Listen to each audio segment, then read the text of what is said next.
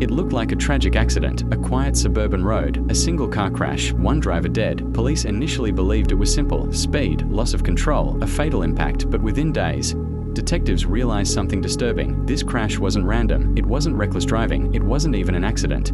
It was planned, every detail, every second, every move. Someone had turned a car crash into the perfect murder weapon, and for a while, they almost got away with it. This is the story of the crash that investigators later called one of the most chilling staged accidents in modern criminal history. It was just after 11:40 p.m. on a cold November night. Residents in a quiet neighborhood outside the city heard a violent sound: metal tearing, glass exploding. A car had slammed into a roadside barrier at nearly 80 miles per hour.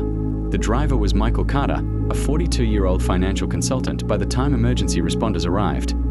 It was already too late. Michael died instantly. At first glance, everything seemed typical. No other cars involved, no signs of foul play. Police assumed, a late-night driver, maybe distracted, maybe tired, maybe speeding. A tragic accident, case closed. But something didn't feel right. When investigators examined the crash site, they noticed something strange: the skid marks, or rather, the lack of them. Most drivers instinctively hit the brakes before impact, but Michael's car showed no braking at all, not even a slight attempt to slow down, which meant one of two things: either he never saw the barrier, or he couldn't stop. Then another strange detail appeared: Michael's phone records just minutes before the crash. Or he couldn't stop. Then another strange detail appeared: Michael's phone records just minutes before the crash. He received a call from someone he knew very well, his business partner, Daniel Reeves. At the time, detectives thought it was coincidence, but they logged it anyway, and that small detail would soon become the center of the entire case. To understand the crime, investigators had to understand Michael Carter from the outside. His life looked perfect: successful career, beautiful home, stable finances, and a growing investment company. He ran the firm with his longtime friend and partner, Daniel Reeves. They met years earlier in college, built their company together, trusted each other completely, at least.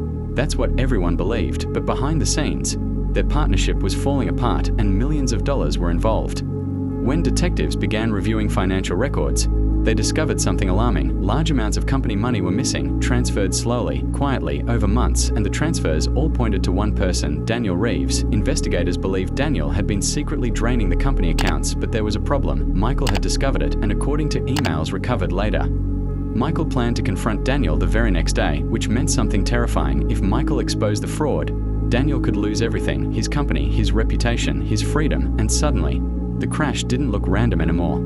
Detectives began reconstructing the final hours of Michael's life, and the timeline revealed something chilling. Earlier that evening, Daniel called Michael. He told him there was an urgent financial issue, something that required immediate attention. He asked Michael to drive out to a quiet industrial road outside the city, a place with almost no traffic cameras.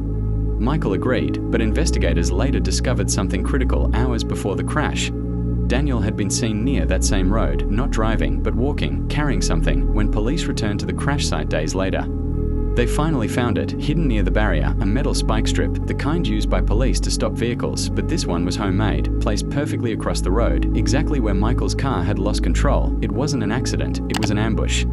For a moment, it looked like Daniel had planned the perfect crime. No witnesses, no cameras, a fatal crash that looked completely natural. But Daniel made one mistake, a mistake criminals make more often than they realize. His phone, cell tower records showed Daniel's phone was in the exact area of the crash that night. Even worse, security footage from a nearby gas station captured his car driving toward the road just 40 minutes before the crash. When confronted with the evidence, Daniel denied everything, but the evidence kept growing: financial fraud, phone records, surveillance video, and the spike strip. Investigators were confident they had their killer.